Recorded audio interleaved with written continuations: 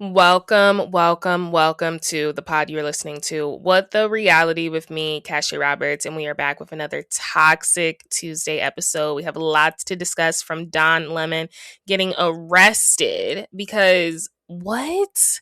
The way I was so gagged when I read that, but our good guy is out now from Ray J only having a year left to live. We're also talking about OG RHONY coming back. They're going to be on E, which is not with NBC Universal. And then, of course, we got to talk about Karen Huger's sit down with Andy Cohen. And I really want to get into the Valley Persian Style because I have been loving that show and I think everyone should be watching.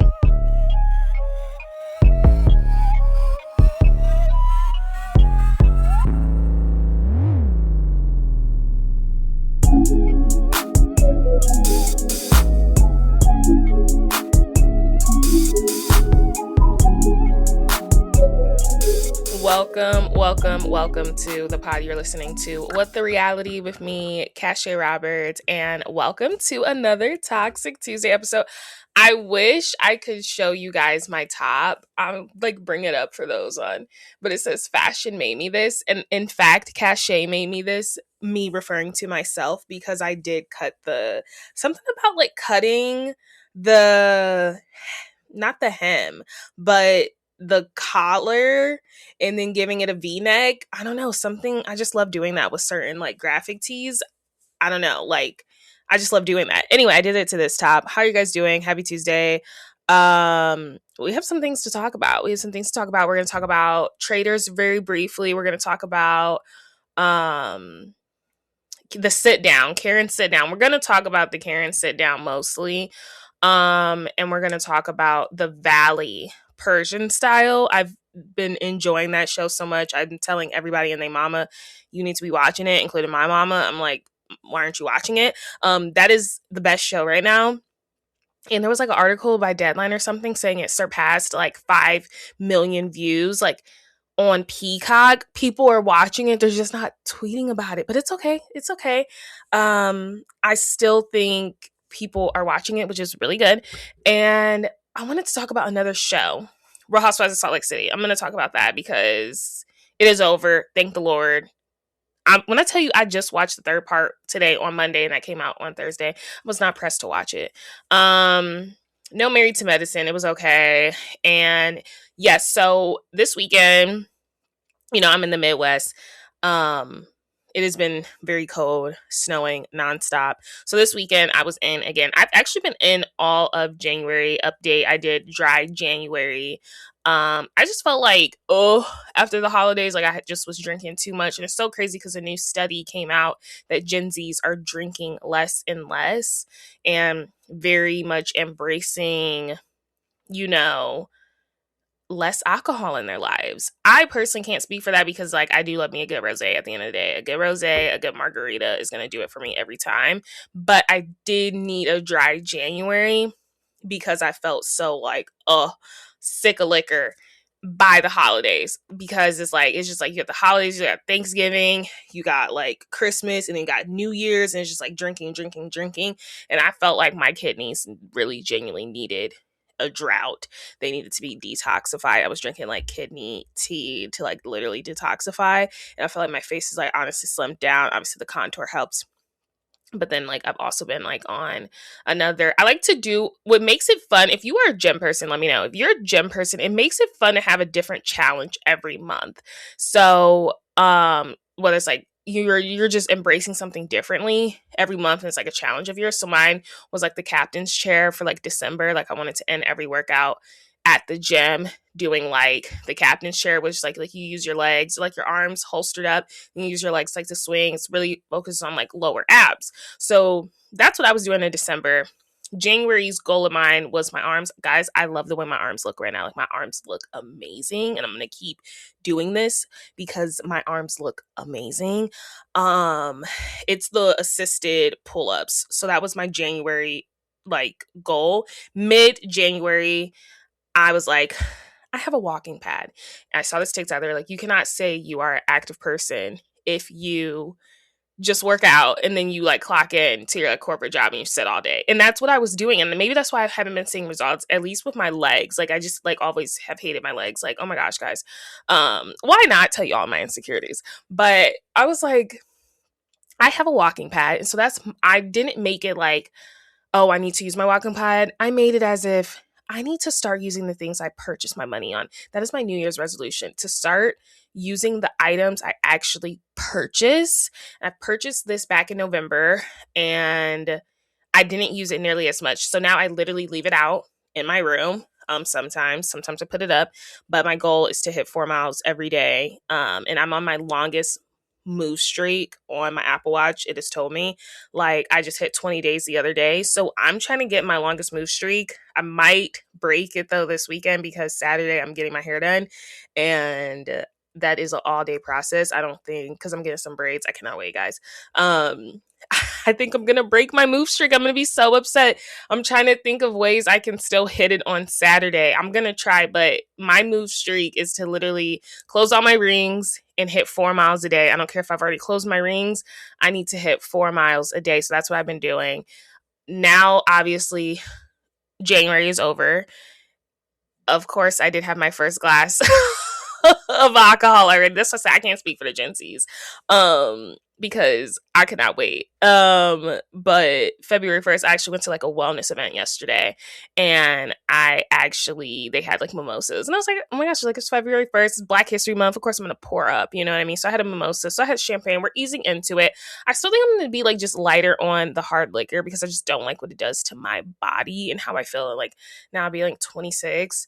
My half birthday's literally when you're gonna be hearing this. Like I actually take half birthdays very serious because I'm like, oh my gosh, like I've been my age for half a year now. I'm a little more seasoned, right? Guys, I get hangovers now. I've been getting hangovers since I turned like 25. So it's not fun. The hard liquor's not fun. You got to know when to put it down. And yeah, some people really don't like how they feel the next day. I don't like how I feel after a hangover. Like that stuff is annoying. Like I can't do nothing but lay down and eat like terrible food. Like that is my goal. I'm trying to be less hungover. It's not even like I drink a lot, but it's like sometimes it's the sugar.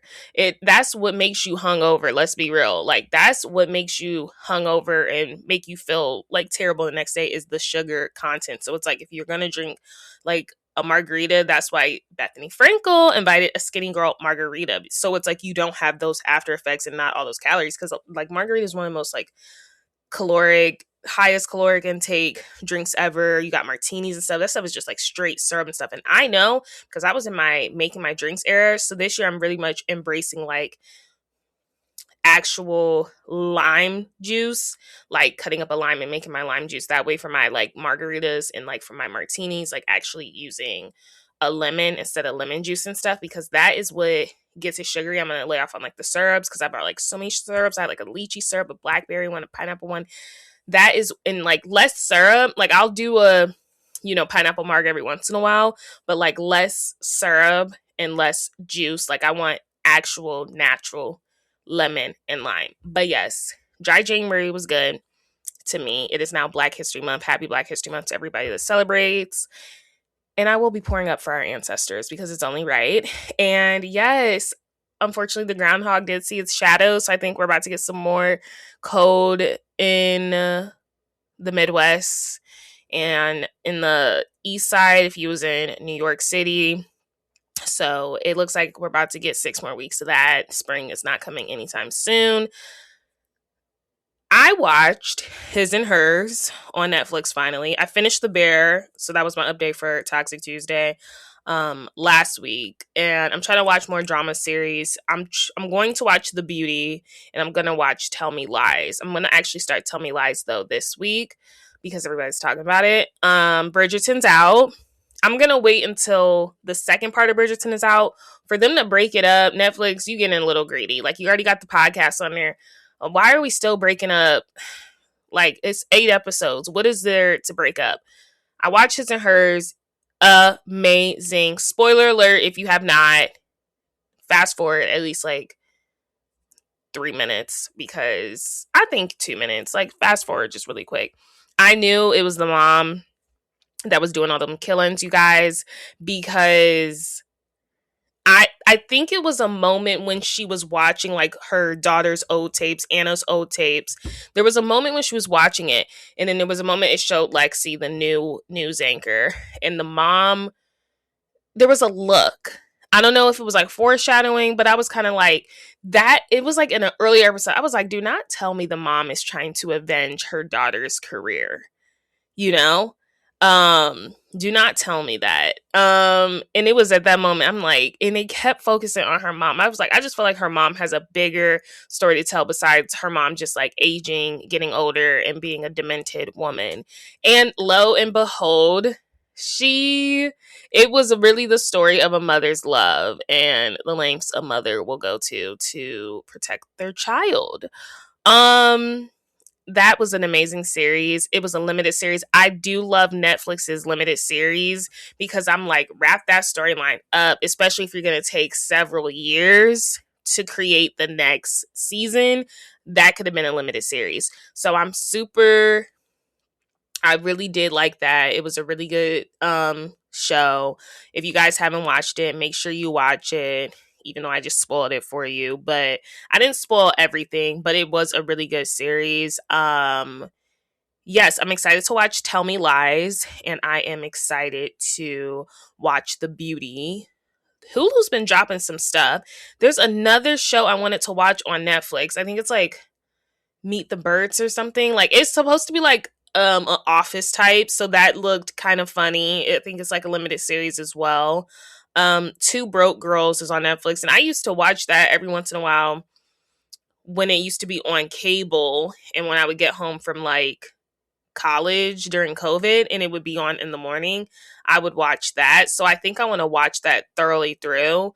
I love when Netflix gets these sitcoms because I was obsessed with watching Younger. Like Younger was so good. If you guys have not watched Younger with Hilary Duff and Sutton Foster, make sure you watch it. That is a really good show. And then also, yes, I'm super excited to watch Two Broke Girls because like I said, that's something that's always came on either before or after George Lopez on some channel. It's just really nostalgic for me. Like 21, 22 maybe. So I'm excited to watch that from the beginning to end because there's nothing I love more than watching a sitcom from beginning to end. I need to watch Modern Family. Like shockingly, I've never watched Modern Family. I haven't watched Abbott Elementary, and I know Abbott Elementary is like right up my alley. But my thing is with Abbott Elementary, it's like it's still currently airing. I don't like to watch sitcoms until they're fully done airing. So like I didn't get hooked onto The Office until well past its time. Parks and Rec well past Superstore. And now I feel like it's time for me to watch Modern Family because it's been a couple of years since it's been off air and it's like fully out. But I might start Abbott Elementary because I just feel like everybody and their mama cannot stop talking about it and they win like all of the awards. But I typically like to wait until a sitcom is fully done airing so I can just fully binge it. No problems. How was you guys' weekend? We have a lot of things to talk about. First off, perhaps the biggest news that came from the weekend is that Don Lemon was arrested. He has now been released, and he is looking forward to his day in court. He was, I'm going to say, falsely arrested because they argued, or the indictment argues the trial, whoever, what is it? They took him into custody because they said that he basically, well, I guess let me just read the indictment so I don't sound dumb.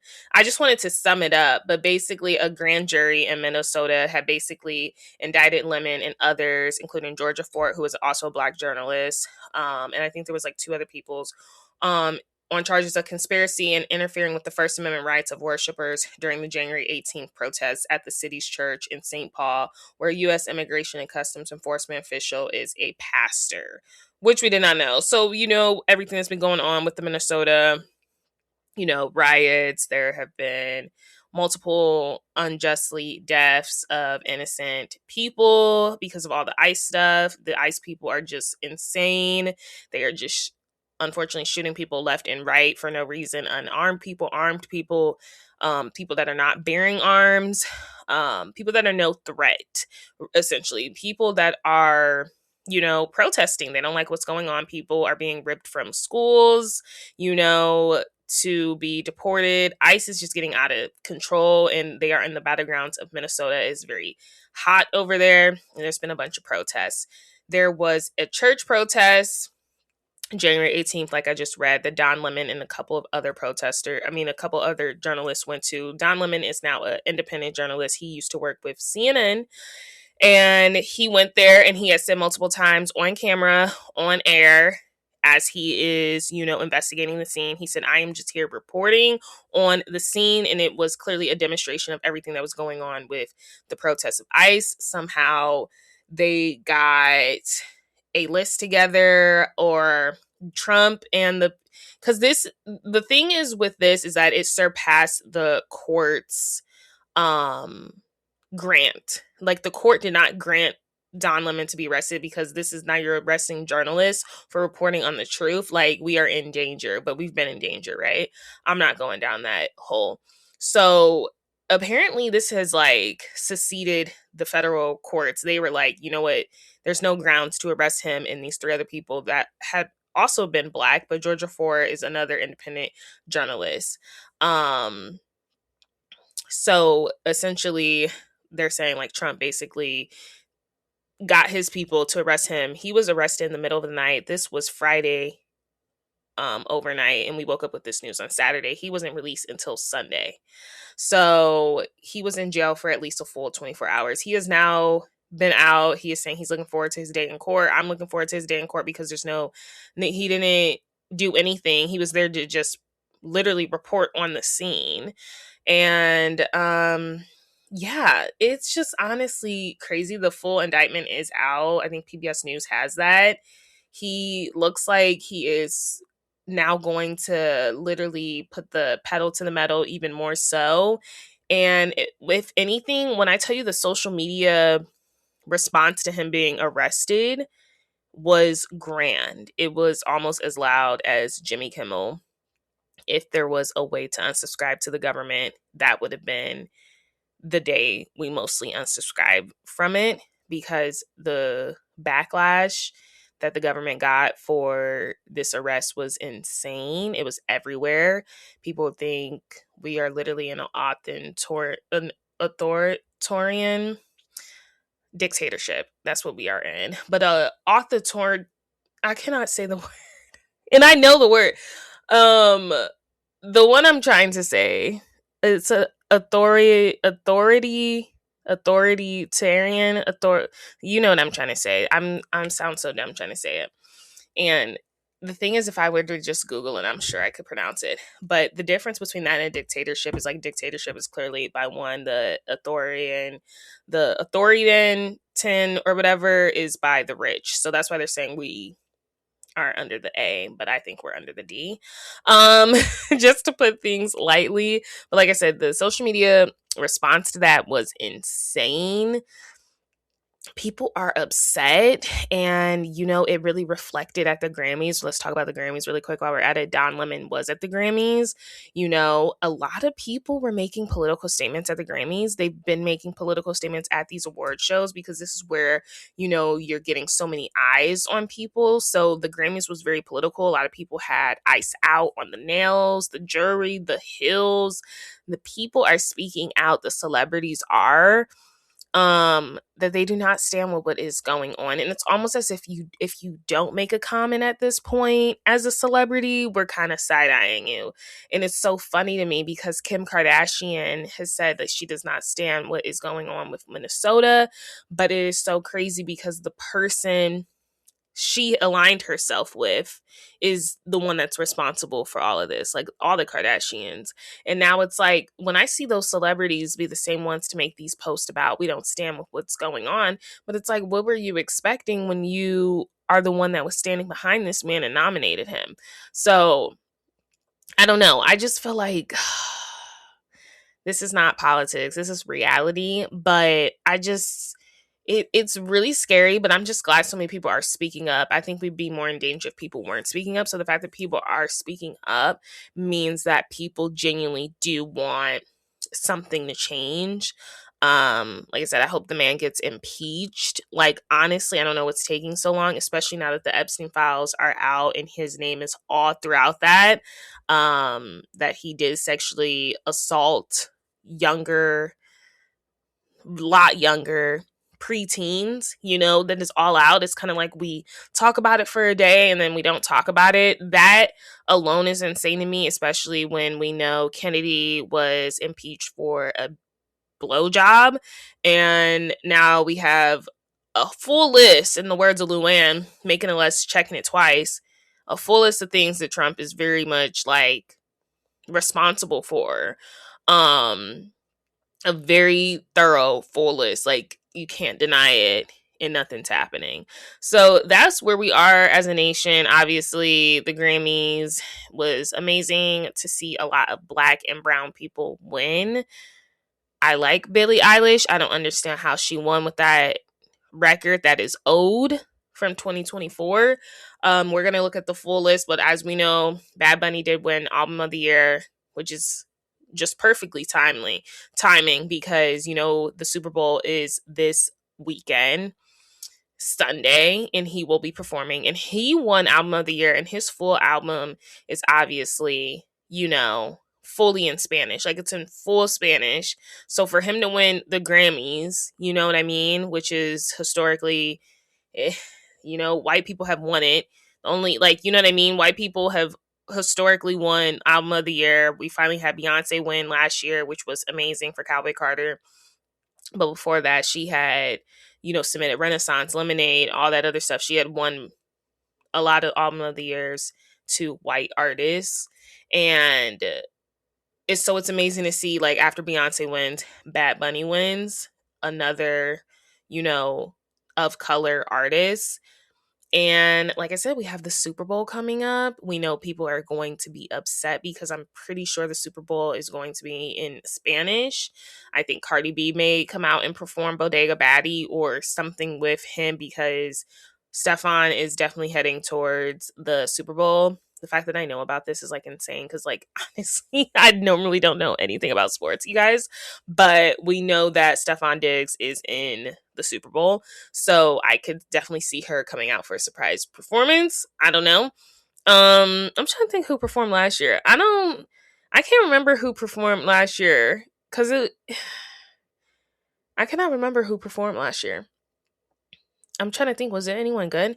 Anyway, let's go over the winners. But like I said, a lot of the winners for the Grammys this year was very Black and brown. And especially as we're on the war for immigrants right now, it is amazing to see the award shows kind of reflect what people are listening to and what people want to see on period. So obviously, let's go over the winners and then we're going to get into some other reality topics. And yeah, so Luther, Kendrick Lamar, and SZA, of course, they won Record of the Year, which I don't think was shocking at all. They were up against Anxiety by Doechii, APT, Rose, and Bruno Mars, who is going on tour soon.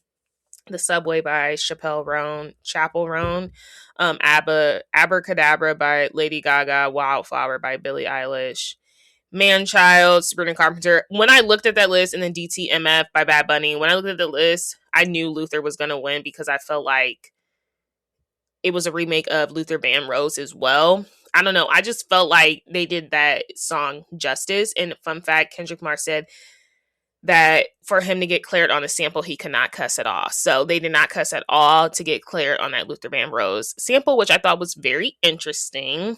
So Album of the Year obviously was Debe Tirar Mas Fotos, which is Bad Bunny. He was up against Mutt, which is Leon Thomas. I think Mutt was such a good album. Obviously, I didn't listen to Bad Bunny, but like, period. If out of the whole list, I would have thought, so Swag for Justin Bieber, Man's Best Friend by Sabrina, Let God Sort 'Em Out by Eclipse, Pusha T, and Malice, Mayhem by Lady Gaga, GNX by Kendrick Lamar, Mutt, Leon Thomas, and then Chromacopia by Tyler, the Creator, which I did listen to a little bit out of that. My winner probably would have been Mutt by Leon Thomas because that album was just so amazing. Song of the year was Wildflower, and that's why I said that made no sense because this is from 2024. And when you look at the nominees for this, I'm shocked it didn't go to Luther, um, you know, Kendrick Lamar in them, Manchild, Sabrina Carpenter, Golden. This is by K-pop Demon Hunters. I don't even know who that is. Like, is this AI? I don't know. DTMF by Bad Bunny, APT by Sabrina, Anxiety. I thought Anxiety definitely could have won. And then Abracadabra by Lady Gaga. Best New Artist is Olivia Dean, which isn't shocking. I feel like a lot of people like her. Addison Rae was in there again. Cat's Eye was in there. Thank the Lord they weren't in there. Did you guys, if you guys look up their gnarly performance, that stuff was I can't believe I almost said amazing. That stuff was atrocious. They cannot sing. They just dance. I can't believe that's a song. The memes are insane. The Marias was in it. Leon. I thought Leon Thomas, honestly, would have won. But the thing is, Leon Thomas, he's not a new artist. He's just, it's crazy. It's like when you just really stay on your path, it comes eventually. Patience is a virtue. Patience is key. Leon Thomas been writing for Beyonce, been writing for a bunch of celebrities for a while, a bunch of musicians, but he's finally taking off as an artist himself. So I'm really glad to see Leon Thomas take off. His performance had the whole Grammys moving, like everybody was out of their seat. The people were here for his performance. So I'm really happy for him. That's who I could see winning, but I don't even listen to Olivia Dean, and I know the people love her. Like, honestly, I just got my longest streak, you guys. I'm on 22 days, so when I'm done with here, I have to keep that up because I need to make sure I hit 23 days because I'm like literally 3,000 steps away from my 10K goal. Okay, so producer of the year, Circuit. I don't know why Kaytranada's never in this. I don't really know those other people. So songwriter of the year, non-classical, Amy Allen. She wrote a lot of stuff. She wrote APT by Rose and Bruno Mars. Bad as the Rest, Hail Mary, Shabuzi, Dua Lipa. She got a lot of stuff in her caliber, so period. Best pop solo performance was Messy by Lola Young. That was kind of popping last year though, I felt like. On TikTok. I don't know if it well, I guess last year was 2025. When I look at the nominees, it's Daisies by Justin Bieber, which I'm shocked didn't win. Man Child by Sabrina Carpenter. Disease by Lady Gaga, and The Subway by Chapel Roan. I keep saying her name wrong. Best pop duo group performance, Defying Gravity. They just gave that to them because they didn't get no Oscar. Because that made no sense to me. By Cynthia Erivo and Ariana Grande. Best pop vocal album, Mayhem by Lady Gaga. Her speech was really good. She was talking about women empowerment. She was up against Swag, Justin Bieber, which I felt like that album came out of nowhere. I feel like people talked about it for a little bit and then it kind of disappeared in the background. Man's Best Friend, Sabrina Carpenter. Something Beautiful, Miley Cyrus. I've Tried Everything But Therapy, Part 2, Teddy Swims. I don't know who that is. Best Dance Electronic Recording, End of the Summer. Dang. So this Kaytranada was in this one. I wanted him to win this one. But his other one, if I'm being honest, Space Invader, his recent album, like, wasn't my favorite. I prefer Timeless. But period. It was in there. It was a nominee. Best Dance Pop Recording, Abracadabra, Lady Gaga. Okay. FKA Twigs had the Best Dance Electronic Album with Yusika. Guys, I do not know how to pronounce that. Best Mixed Recording, Abracadabra. Best Rock, Changes. Who won? Okay, we're in rock. I think I'm about to get into we're about to get, I wanted to see R&B. Best R&B performance, Kalani voted. That the way they overplayed that song, I can't even listen to it, but I'm super excited for Kalani. But she had the best R&B performance. I'm shocked Mutt did not win from the Tiny Desk. Um, or to be honest, everyone was blasting that Justin Bieber Yukon. I am shocked that didn't win, but I know Kalani was going to win whenever she was in a category because Folded has been huge for her. And this is her first time winning Grammy, and she's been in the game for like 13 years, you guys. Like, she's been in the game since I was a freshman in high school, at least. I think even 7th, 8th grade. Best traditional R&B performance, Leon Thomas won for Vibes Don't Lie. That song is my song. And then Kalani also won Best R&B Song. Best Progressive R&B Album. I'm super glad about Duran Bernard winning Bloom. If I'm not mistaken, he is from Ohio, which is like obviously where I'm from. I'm trying to see, where is he from? I'm either getting him or somebody else mixed. He is from Cleveland, Ohio. Yep, like me. I was going to say, I'm pretty sure he's from Cleveland, Ohio. It was amazing. He actually has a meme going around right now as well of him like running across the stage, which was super hilarious. He was up against Access All Areas Flow, which I think is a really good album. Love on Digital, Destin Conrad, which is another good album. Come As You Are, I don't know that one. And then Adjust Brightness, I don't know that one. Best R&B album, Mutt did win. I was super excited. Leon Thomas did win that. He was up against Escape Room, Tiana Taylor. Not her best. Why Not More? Coco Jones. Hers was really good, actually. Beloved. I did not really care for Giving Ons or The Crown Legacy. I didn't agree with that. So we have some best rap performance clips. Pusha T. Melodic rap performance. Luther. Kendrick Lamar, SZA. Best rap song, TV Off, of course. He deserved that. And best rap album went to Kendrick Lamar, GNX. And that's everything. I can't really speak on jazz and the rocks and the stuff because, like I said, I don't know. But yes, the Grammys, like I said, was really huge for Kendrick Lamar, Leon Thomas, Kalani. It was amazing to see them win. It was nice to see Durand Bernard when he has one of my favorite songs on a K-Tronada album. You guys should definitely listen to him. He has some really good music. Let's move on to some other reality topics. Ray J apparently only has a year left to live. That is what the doctors have told him. That is very shocking to me. Last time we talked about Ray J on the pod, it was an altercation with Princess, his estranged wife. I don't know if they're divorced yet or they're separated for sure, but I don't think they're fully divorced. So the last time we talked about him on the pod, there was some sort of altercation. This was New Year's Eve or it was Christmas. I think it was New Year's Eve.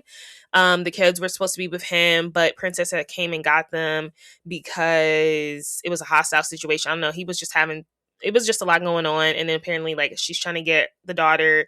He pulls a gun out on her and she eventually filed a protective order against him. Now, all of a sudden he is saying he has a year left to live. And I don't say that as like, oh my gosh, like, is he lying? I don't think he's lying. I would hope he's not lying. But she has now lifted her protective order against him because he only has months to live. I don't know. I don't know.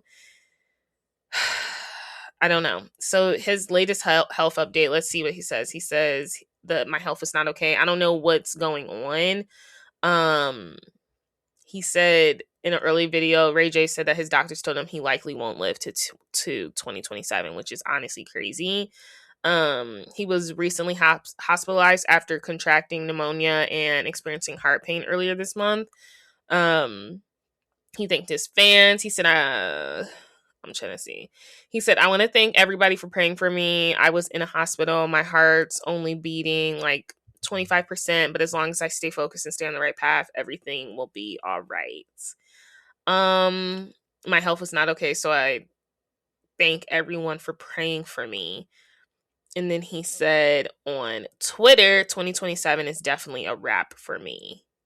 Adding that doctors told him he will not live long. He said his heart had turned black due to abusing alcohol and drugs, admitting he to feeling invincible.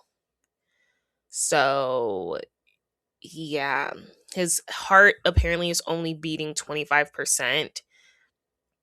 And yeah, it just turns out the liquor and the alcohol finally did it. If you guys remember Princess, when the whole confrontation did happen, I played that video on the pod. So go back to listen to that one because I think it's like labeled as one of mine. But she said, like, I think she alluded like all he do is be on that alcohol and stuff. So it's pretty clear he does have a substance problem, or he has had a substance problem. And unfortunately, it looks like it did catch up with him. Prayers to Ray J, because we know Ray J is like just like this like lighthearted, like he just always making a mess, but he's pretty lighthearted for the most part. He doesn't try to cause harm, besides the video we clearly saw of him actually trying to cause harm, which was a lot. But it's very unfortunate that if he does only have until 2027, hopefully he can find something, maybe something to help his heart. Hopefully that's not it. And like, what's worse, like I always say, this is super morbid, you guys. Would you rather know, or would you rather not know when you're supposed to be out of here? Like, that's just something I think about. Like, I don't know if I'd want to know, but some people may want to know if they've experienced not knowing of a loved one. So, I don't know. That is a very interesting thing to think about. We have some other reality topics. Let's talk about what is going on with Married to Medicine really quickly. So it looks like Quad and King have broken up. To my suspicions, it was brought to me on TikTok in the comment section. They were like saying they don't even think they're together. And I was like, I was hoping not, because like I understand the edit that they're getting this season, but I was just hoping it was that an edit, like he was just frustrated with the baby process. But it's giving the people were right in my comment section. I'm trying to find the evidence, because he, if I'm being honest, he has not been super nice in the comment section. And okay, I got a screenshot. So there was a post, and this is why I say the Toya is a messy bee, because Toya not so long ago bought a car for Aiden, and she shouted out King, and it was at that point I had suspected that King and Quad were not together. And I was like, why is she shouting out King? And I just know they're going to use this as a storyline next season to get under Quad. And I know Quad's going to bring it up, and I hope she don't let it affect her. But the fact that Toya's getting a car from King for her son, knowing they broke up, I just know that is going to be the storyline. It's kind of predictable at this point. But so basically, someone's in the comment section of King's stuff, and they said, I don't think they're together anymore. It was a sad face.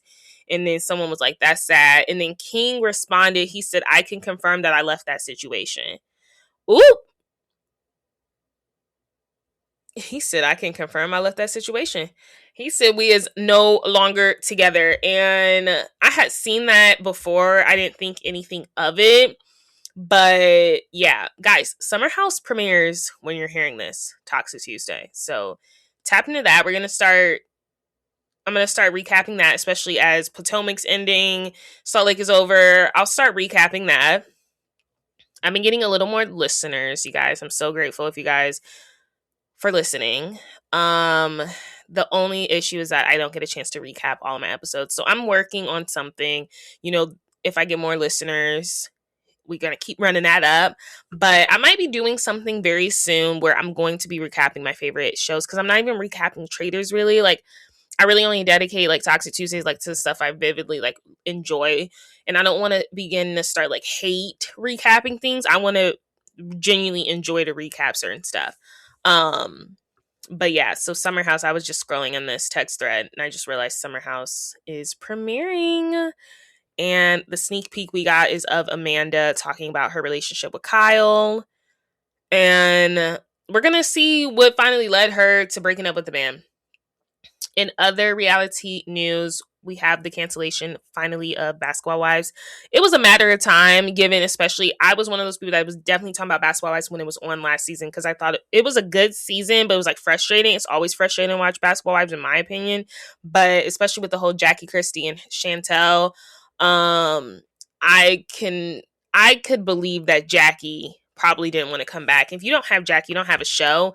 But also, like, just Basketball Wives got so old to a point, and I always argued that once they merged the cities and made it just one, that's when it started going downhill. Like, yeah, it was good, but it's like I just think they should have kept the franchises separate. But yeah, Shawnee.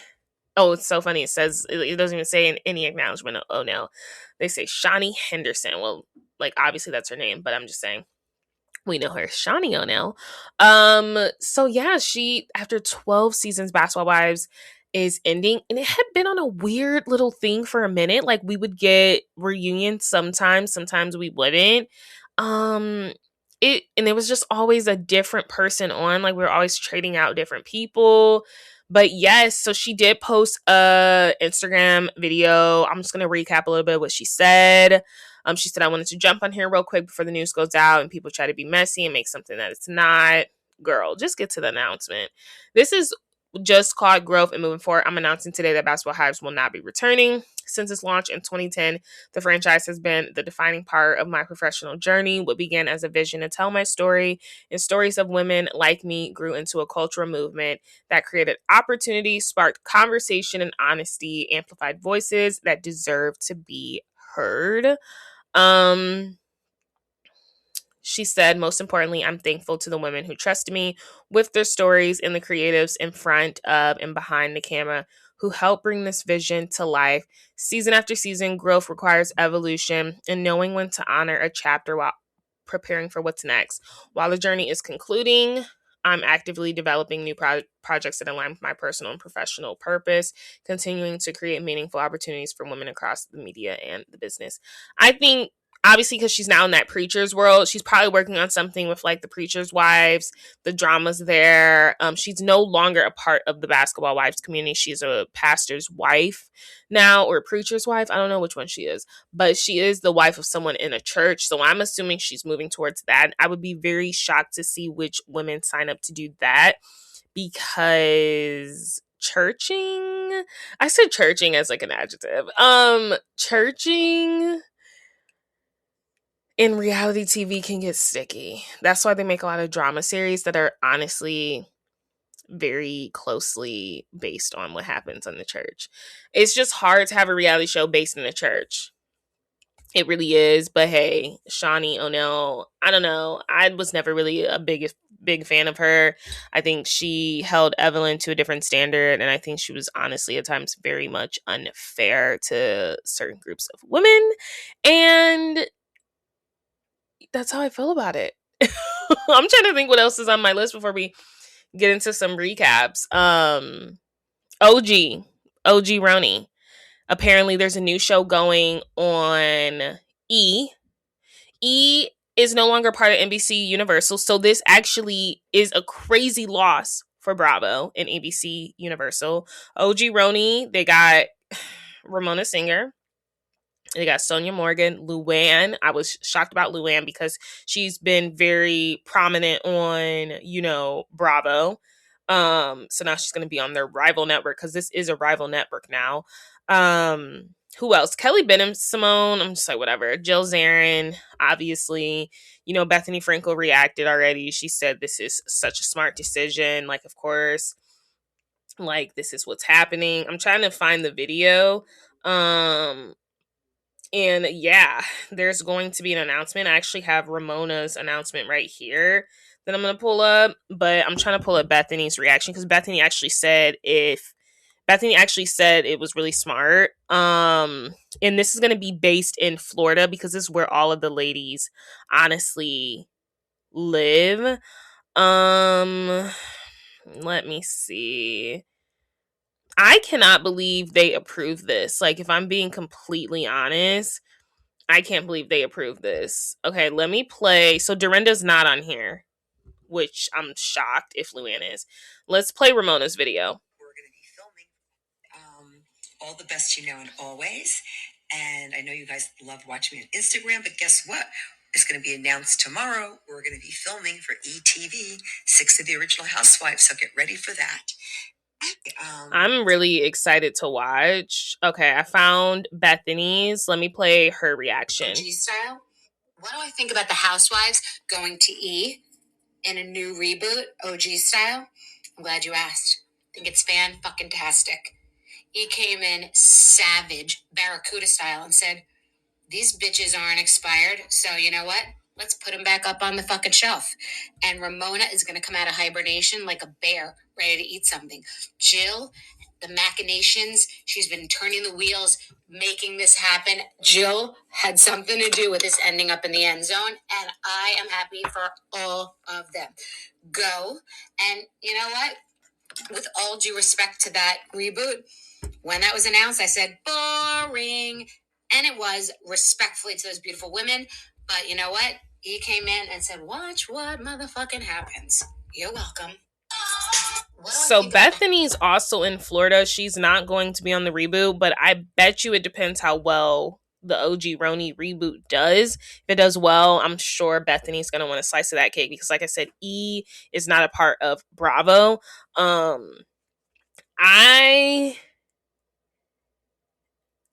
I cannot pretend like, oh, they said the 6 OG being announced tomorrow for RHONY on E Entertainment.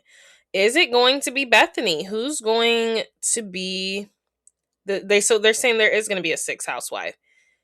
Or is it going to be Dorinda? This is very interesting. I'm really excited.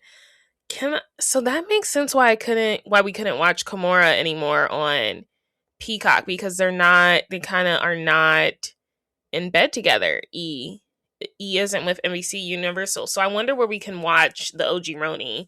Thankfully, my parents still have cable. I don't think they ever will stop having cable, but I wonder what streaming we can watch it on. Like, I'm not getting Paramount again.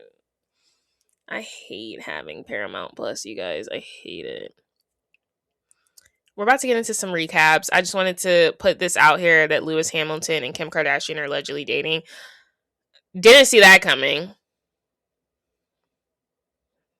Period. Traitors. Lisa Rinna has been banished. Her time was coming. I said that honestly, Lisa Rinna, if you know Lisa Rinna, like, and I guess to be fair, you can't base it on just the Lisa Rinna as a housewife, but normally Lisa Rinna is a lot more talkative, and I feel like she has been super quiet, but even Dorinda saying, like, as a friend, like, she was a little quiet, and I just feel like if I was in that castle, I think one of my first instincts would have been Lisa Rinna, but I was shocked when Alan picked Lisa Rinna, because I just felt like she would have been too obvious, in my opinion, if I was there. But she's been banished. She went out with a bang. And this is why I will say Traitors is the place housewives go to have an image rebrand. The last time we saw Lisa Rinna, we all couldn't stand her. Now we're like, oh my gosh, like, we kind of want more of her. I kind of want more of her, especially since I have not watched Beverly Hills. And that is a show you cannot pay me right now in any climate to watch. I'm just disinterested in Beverly Hills. Like, I'm not watching Vanderpump Rules. I'm not watching stuff just for the sake to recap it anymore. If I'm disinterested, I'm disinterested. I'm not watching it just to have something to watch. I'm not interested in watching Beverly Hills, and I'm not interested in watching the Vanderpump Rules reboot. I gave both of them a try with the first episode, and I didn't like it. And I haven't seen much chatter on social media that has made me want to watch it, when I tell you no one is talking about either one of them. So, yeah. Lisa Rinna? If LVP's never going to go back to Beverly Hills as long as Kyle is on there. So maybe we can get Lisa Rinna. It was kind of like, okay, Lisa, I would like to see you again, because last time I saw you, you were just a foul girl. You was a very bitter woman, and you needed a break. She needed a pause for sure the last time we saw her on our screens. But on the flip side of that, we have Candace going so hard for Lisa Rinna, which I'm afraid is going to throw her game off, because now I feel like people are starting to look at her so much that she's over Rob. The traitors have turned on each other. A lot of people say, like, this is the best part. I actually hate when the traitors turn on themselves. on each other because I like the traders to make it. But at the end of the day, it's a game. When the traders start turning on each other, it is crazy. I wonder if they're going to get a chance to recruit. Candace is upset. She's upset that her housewife left, and she's upset that Rob really stabbed her in the back. She does not trust Rob, and now she is planning his funeral along with possibly hers. People are saying that Candace is overreacting. The housewife fan base is overreacting. I can say they are. Is Candace overreacting? No, but it does seem like in real time she is. Like in the game, I don't think she was, but it seems like her and Rob have this back and forth and this vendetta against each other. It's so funny because she posted some clip art of him and her, and it looked like she dogging him or whatever. And Rob responded, Candace, it's literally just a game. And then someone's like, Rob, Love Island was literally just a game. Because we're all like thinking about his breakdown. Like this is a lot of time people's first time seeing Rob. Like it's crazy to me that so many people have not seen season 6 of Love Island. But Traders is tapping into a whole other group of people that have not seen it. So now Peacock has curated a selection of Rob's greatest Love Island episodes, and Rob actually turned down Beyond the Villa because he had to get ready to film for the Traders. So that's why he turned it down apparently, which because I'm like, I didn't think they overlapped because I thought Scotland was during the winter time, like honestly.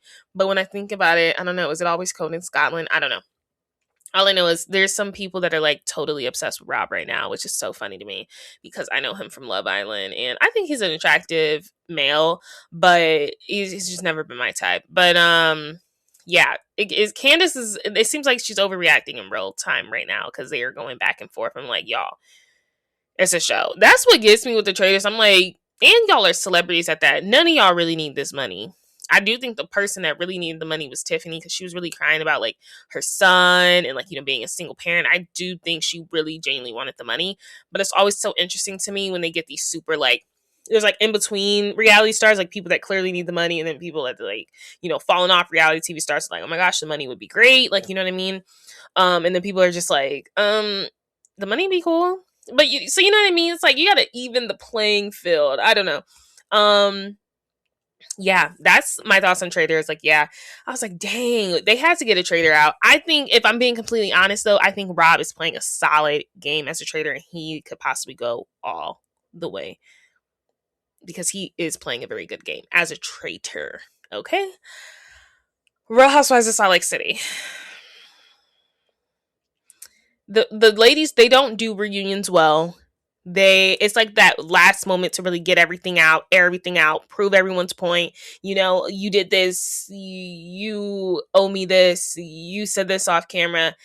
We didn't get any airplane footage. What a waste of so many episodes during the season. I genuinely think the Salt Lake ladies need to take a beating because they pick up filming so fast. Look, Lisa Barlow just filmed Ultimate Girls Trip. I think it would only be fair if she even got a break from filming. She went from Reunion, filming Ultimate Girls Trip, to now, you know, they've been picking up cameras fast. They pick up cameras fast. Like, I would think they pick up cameras very fast. I was trying to say, aren't they filming now? No. I think they would have been filming now if it wasn't for Ultimate Girls Trip. Maybe. Because don't they film like in the winter? I don't know. But I do think they should switch up their schedule. Maybe film like at the end of the summer for like that until the holiday season time. I don't know when they normally film, but whatever. It was okay. I would say I'm never impressed with the reunions for Salt Lake City. It always just seems like too much. I will say Lisa was proactively trying to listen. She was very quiet. I think she was really trying to listen, but I don't know. Meredith, who is going, you guys? Someone gotta go. Meredith is just a lot to me. I like Meredith, but I think she focuses so much on the words in the minutia in the trivial things. She really tries to get people caught up, and I think it's so unfair to call Brittany, like her, hate her, because I don't even like her, anti-Semitic. I think it's so crazy to call her that. I just don't think that's fair because of the whole nail thing. And it's like, Meredith, you was using the same nail person and you stopped using him when you found out yourself. So I'm just like, why are you that upset with her? And then to associate that with possibly, oh, she doesn't like you because of XYZ, I feel like that's a reach. I feel like it's a reach. I feel like Meredith will not take accountability. I think something happened on the airplane, but I think for me, the whole airplane incident is so insane because I don't see how a grown woman is letting another grown woman pull her hair on an airplane. And like Angie said, if you did that to me, Meredith, the air marshals would have definitely been waiting to take your butt. And that's why I'm like, I don't understand why the air marshals were not there. If they are claiming it was this huge scene, we saw even what happened after BravoCon with the whole Portia of it all. We saw some of the Miami girls getting into it. We've seen air marshals waiting to escort people off. Where was the escort? Where was the escort? Because I just don't believe it happened now. I'm like, everyone's saying this stuff happened, but did it happen? And it's like, where was the air marshal? Where was the law enforcement? Where are Delta, whoever they was flying on? You know what I mean? It's hard to believe. It's kind of like us trying to believe that, production had the footage of Heather Gay or like Heather Gay lying on Jen Shah for the longest and saying like, oh, it wasn't Jen Shah or whatever. Like, it's just kind of hard to believe that this has happened now. It's like, I kind of believe it happened, but where's the footage? Like, you know what I mean? I think Heather is really letting the show get to her and her chin. I think she looks a mess. I think Angie looked the best. Honestly, when I say I don't want to recap things that I have no interest in, I mean that about Salt Lake City. Perhaps the biggest revelation in that is that Bronwyn and Todd are divorcing, and then it's like crazy to me because like Whitney tried to make it about herself in that moment, and Justin comforted her. He's like, we're fine. So I'm just like, what are you talking about, Whitney? Who is going to get a pink slip, you guys? Will it be a pink slip? Will it be a purple slip? A purple slip or a blue slip? You might just be demoted. I think we can do without Whitney and Meredith, but they're never gonna let go of Meredith, especially with the Lisa stuff. But if I was production, I'd be sick of Meredith like trying to twist stuff, and she do blame production a lot. I was actually on the girl's side, but then my thing is with that is like none of them sound genuine ever to me. Like Whitney always sounds like she's just trying to get in favor with production. Like it just seemed like the production thing is a lie. Like Meredith do be trying to blame it on production. She is a victim. They're all victims. I don't know what's going on with Lisa and her man, but Bronwyn said that Todd didn't Googled himself. He Googled the Reddit. He went on Reddit and typed in his name, and they are no longer together. Not shocking. Not shocking. I think Bronwyn should be back. She has to afford her lifestyle. I don't see how she can't. But she is the one that broke off the relationship and request separation. We do know that her father unfortunately did pass. Mary is just so wish-washy. Like one moment she's like a bee. Like they sting you, but then like they love, like what is it? It's like they're pretty. I mean, some people say a bumblebee's pretty, or like, they produce honey or whatever. Like, so it's like you get something good, but it's like you go too close, they sting you. I feel like that's how Mary Cosby is. I just feel like she can't be trusted. Is she a good reality TV star? Yeah, but in terms of person, I don't know. I can't have a friend around me that is always trying to make an example out of me or curse me out in front of people. I feel like one moment she's cool with Meredith, the next moment she isn't cool with Meredith, and I just feel like that's unfair. It's like one moment you're trying to scold me for my behavior, and then the next it's like you can never get a good read on Mary, and I think that's my problem with her. So that's why I personally don't care for her. But and also the documentary did not help her case for me. But I want to talk about the Valley Persian Style, because if you are not watching the Valley Persian Style, you should be watching it. Salt Lake City, I'm glad you're over. Take a break, take a beating. It was a lot. You started off on a high, ended on a low. The Valley Persian Style is really good right now. Like I said, if you're not watching it, you should be watching it. Sky is the true snob. Sky is the one with the terrible bleach blonde hair. Like, girl, blonde is not for you. Your roots are too dark. When you have roots that dark, and you need to get it touched up. You over here talking about you shop at RHONY. The produce is amazing.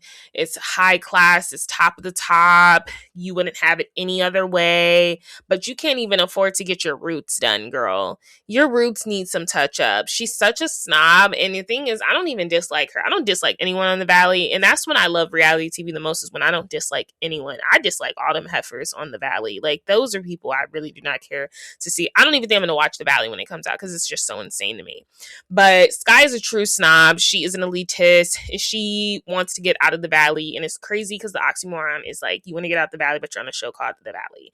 She wants to live in Bel Air, and her husband is afraid to tell her, we cannot afford no Bel Air, especially in this economy. And the gag is that she reminds me of Toya from Married to Medicine. Like, this man is not going to stand up to her. Like, what's his name? Bashmad. He will not stand up. But when he let that whole table whip, they all got their lashings out on her, and how even Taneen's man Greg stepped in. Reza was going off on her. It was Sky against Gigi, Reza, Greg, Taneen.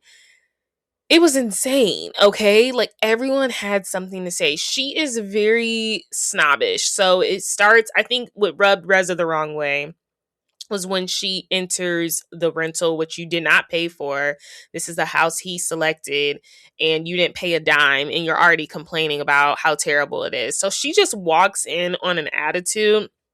She thinks she's up here, she wears her jewelry and stuff, but it's like she's like a jewelry person and stuff and all of that, which is cool and stuff, but I don't know. I just feel like I don't know if I'd be wearing my friend's jewelry like that. I mean, it depends, but it depends how much she's selling it for me. In the words of Taneen, like, it's like, dang, I thought I would get a discount. She just seemed like one of those people that's like very snobbish for no reason. But I do think she's a little jealous of Taneen for sure. It just seems like she is, but it's crazy to me because we're already seeing cracks in their friendship. So she enters the family their vacation a little bit snobbish already, and then Rez is like, hey, like, how do I set the table? And then she like says something, and he's like, bitch, I was never a server. You're supposed to know how this works. Like she just is so honestly she's very snobbish. That's all I can literally say about her. So then Resident, like how she talked to him when she was saying, like, if you're gonna set the table, do it right. Like, she just came off very condescending. That's the term he used. So then we get a scene between Reza and Taneem talking, and Taneen is talking about how she just does not feel supported at all with that friendship, and she wants to see how she reacts when she does launch her skincare, because when she did, and I totally forgot about this, when she did bring over her serum, Taneen like rubbed it on her arms. It's like, obviously it's a serum for your face. She rubbed it on her arms, and then she rubbed the rest on her dogs, which I did feel like was crazy to do to your good friend that you vacation with and all this stuff. So we had that, and then we had Sky's situation with Gigi, but it seemed like they're cool now. Like, they talked about it. That was that. But but they didn't like how Sky was just presenting this whole y'all in the Valley. Like, she's better than them. She's better than the Valley. She's over it. She's ready to get a new house project in Bel Air and go back to her roots. But it's like, the thing is, girl, you guys moved to the Valley clearly for a reason.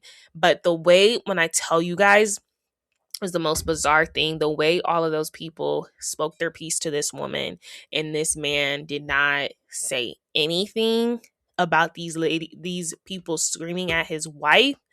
Oh, I'm excited for the next episode because I know she's about to go off on him. He didn't say anything. So then Reza redirects the confrontation between Taneen and Sky, basically saying, why would you rub the serum on your dogs? And Taneen was like, well, dang, why you just bring me into it? Like, he kind of threw her under the bus. He was being messy, boots. And yeah, so then it ends up her and her friend kind of getting into it, having some issues, and looks like they're going to have some conflicts next because now Sky is finding out that her friend is apparently talking crap about her and she doesn't like that. But like I said, if you're not watching The Valley, you should definitely be watching The Valley because this is really good. It became a huge blowout. Gigi said, I wasn't raising my voice, now I am. And when I tell you, the husband is just sitting there like this, and he's just like, he has nothing to say. Sky said she treats you like the napkin she cleans her nose from. And she said she dropped that napkin on the floor. I was like, dramatic, but I'm also here for it. Very, very good episode. It is really good, and Deadline posted that article for a reason about it hitting that many ratings. It's trending. I don't see enough people talking about it on Twitter though, but it's good that it is trending. People are watching it. Maybe they're not talking about it on Twitter, but they're watching it because we got that article from Deadline. If I don't urge you to watch anything, and I'm going to make that in my intro, please watch The Valley Persian Style because I just think it is so good. Moving on, I want to talk about Karen's sit down on Potomac.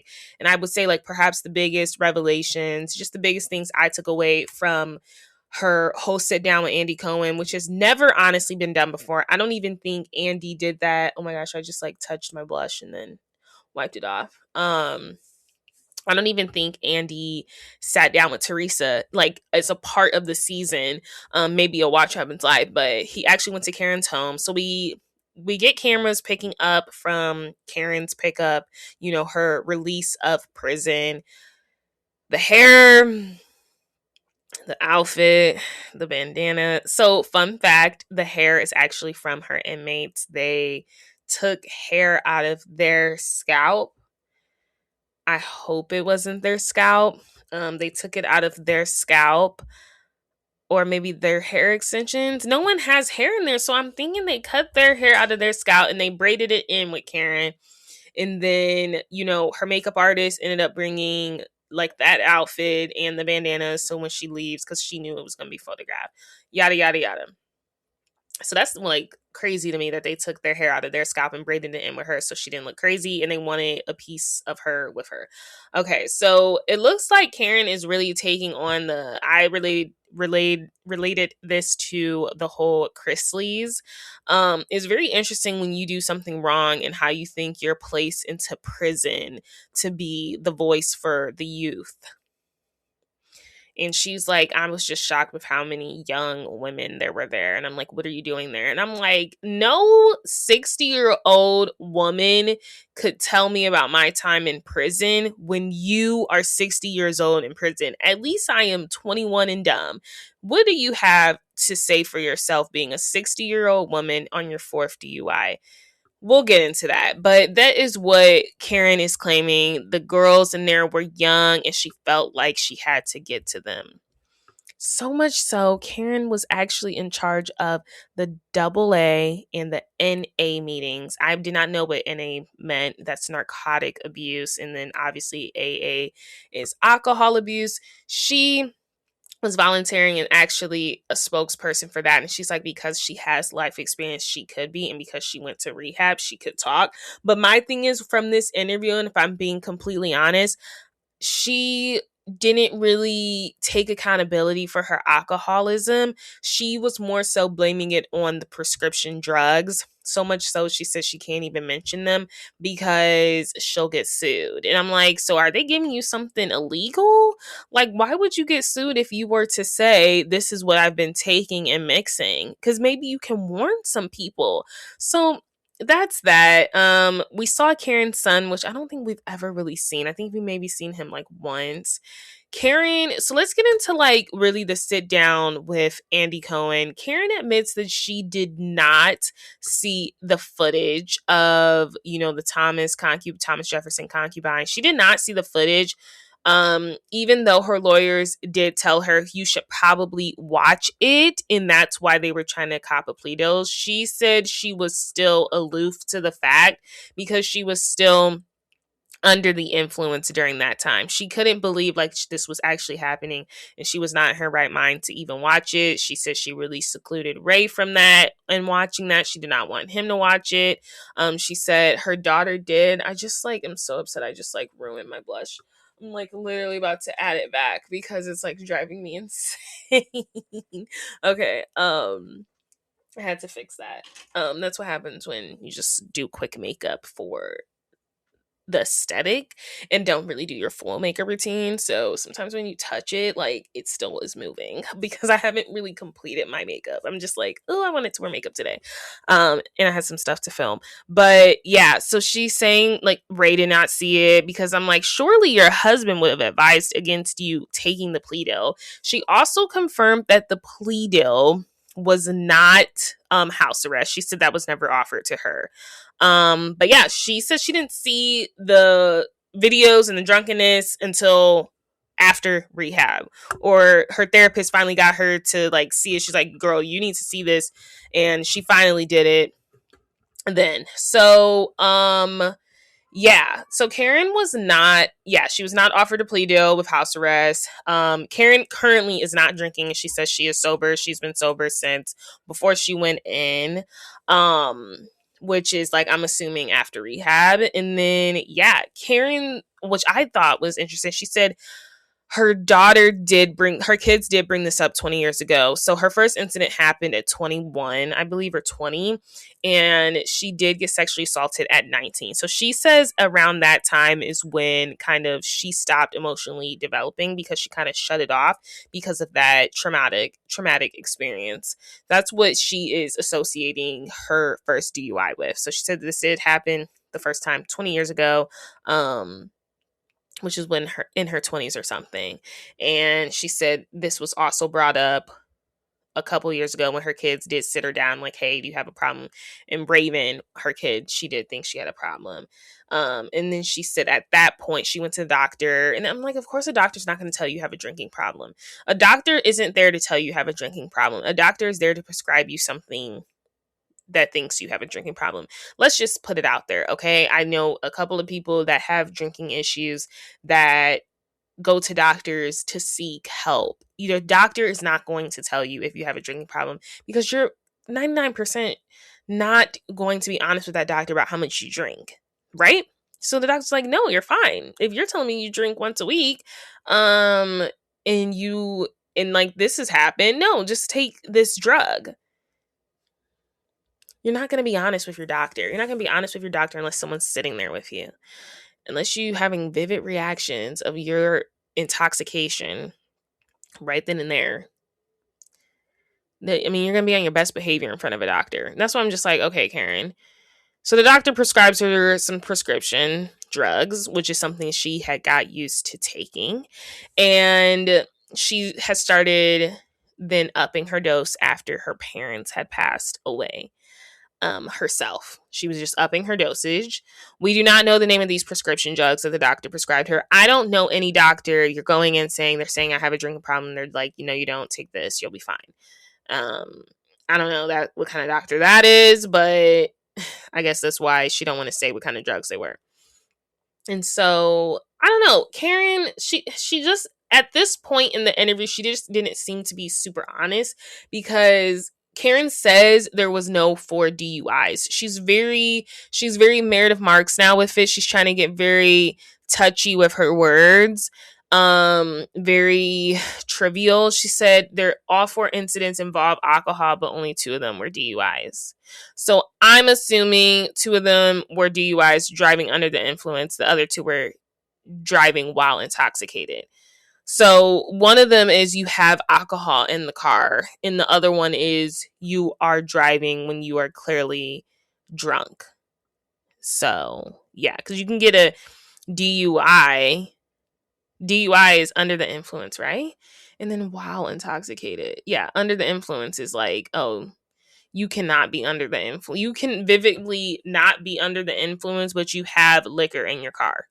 So it's like you're driving under the influence. Well, versus driving while intoxicated is like you're swerving and stuff like that. That's why we pull you over. Like you can get pulled over and they see you have like, I don't listen to me. Maybe I'm wrong on that. I'm pretty sure one of them means you have the alcohol in the car. You have it on you. The other one means you were already past that point. You're lit. You were clearly lit for enough to get pulled over. Okay. So that's the difference. Karen says that she was also able to get her time down. And this is something I would have asked Ebony Williams, because I'll never forget, she said people just don't get their time magically down. But Karen is saying live from prison, out of prison, she is saying the only reason her time got shaved down is because she was volunteering. And she also said everyone has the opportunity to get their time reduced from volunteering and, just being on best behavior, but also from like volunteering. So that's how she got her time reduced, because we weren't expecting her out until like December. She got out in September. She got out 2 months earlier. So we get picked up on a little stuff from Wendy, which I don't really want to focus on, but Andy does talk about like the last reunion and like why she didn't thank Wendy, and she said Wendy understands why. We don't understand why, because last we had known you were the one talking about Wendy, and Wendy was the one shocked to find that out. And that's why I'm like, it still seemed like Karen is living in La La Land. I'm like, it made no sense to me why out of everyone there you did not thank Wendy. Like, are you upset because Stacey told on you and Wendy actually listened? Like, I don't understand what the issue is when it comes to that. That is what's really throwing me off, if I'm being completely honest. What else happened? Karen claimed, yeah, so I said that. And then, so Andy did ask her, like, are you an alcoholic?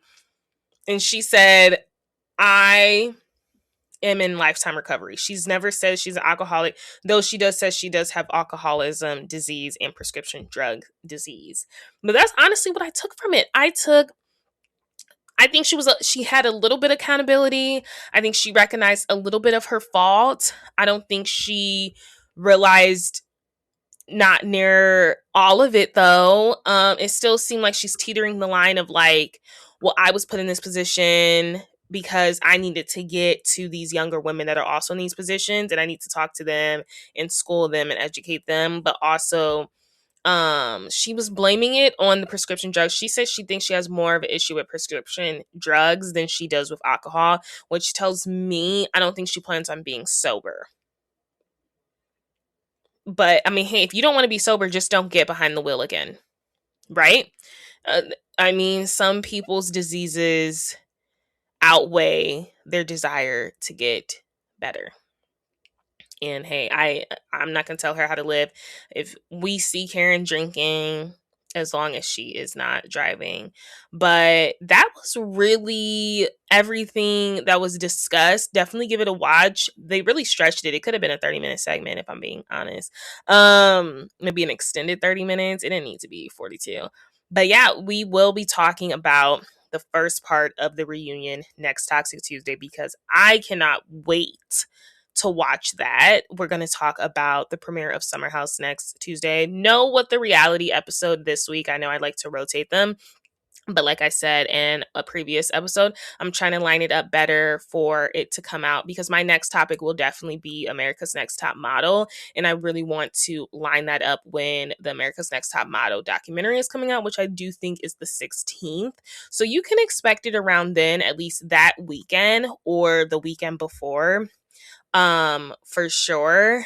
It just depends how the weeks fall, but my next one will definitely be that one. So it's coming up for sure, especially as we are already in February. And happy Black History Month to everyone. I will see you guys next Toxic Tuesday. Stay safe out there. It's getting colder and colder, and we'll chat soon. Bye.